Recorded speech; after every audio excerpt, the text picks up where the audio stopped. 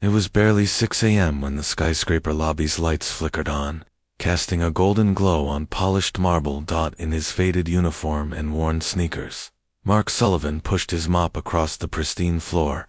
He'd been the janitor here for almost 7 years, ever since his wife passed, and he was left raising his daughter, Emily, alone.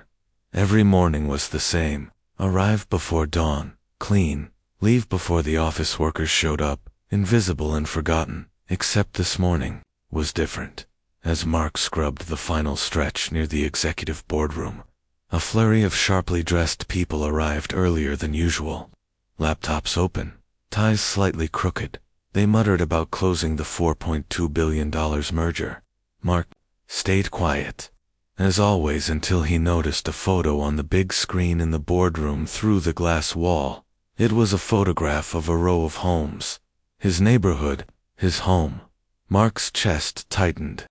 He leaned his mop against the wall and dared to step closer. Peeking into the meeting, at the head of the table, sat Eleanor Reeves, the CEO of the company.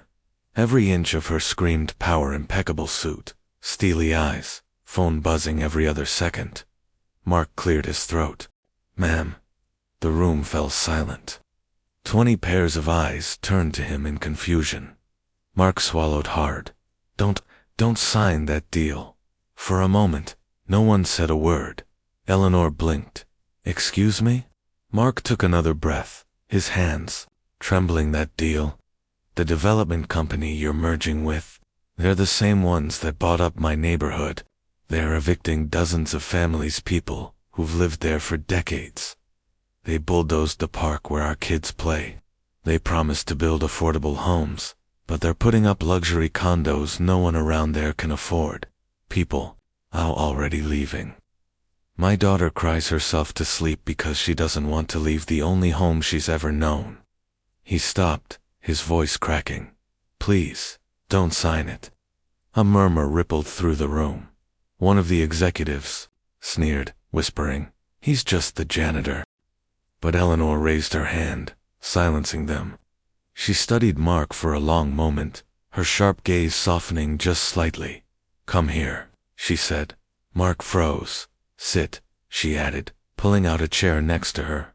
He hesitated, then walked into the boardroom and sat down, surrounded by the most powerful people he'd ever met. Eleanor turned to the room. "We're not signing anything today." Gasps erupted. Protests began. She cut them off with a single look. Then she turned to Mark. "Tell me what you've seen," she said. And he did. He told them about his neighbors, the elderly couple who'd lived there 50 years, the single mom with 3 kids who worked double shifts, the kids who no longer had a safe park to play in. When he finished, the room was quiet. Eleanor sat back in her chair, deep in thought. Then she stood, walked to the window, and stared out at the city skyline. After what felt like forever, she turned back to her team. "Rip up the deal." The room erupted in shock.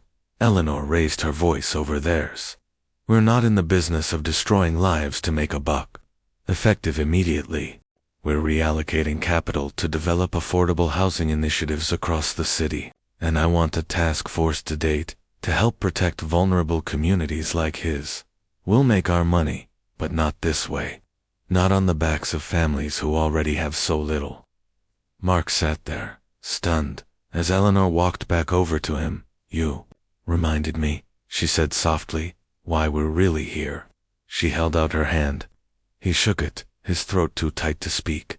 As he left the boardroom, one of the executives muttered, "You just cost us billions." But Eleanor only smiled faintly and replied, "No, he just saved our souls." That evening, Mark went home to Emily and told her they wouldn't have to leave after all. Her face lit up brighter than any city skyline, and for the first time in years, Mark allowed himself to believe that kindness, simple, human kindness, still had the power to change the world. Sometimes, it takes the quietest voice in the room to say what everyone needs to hear.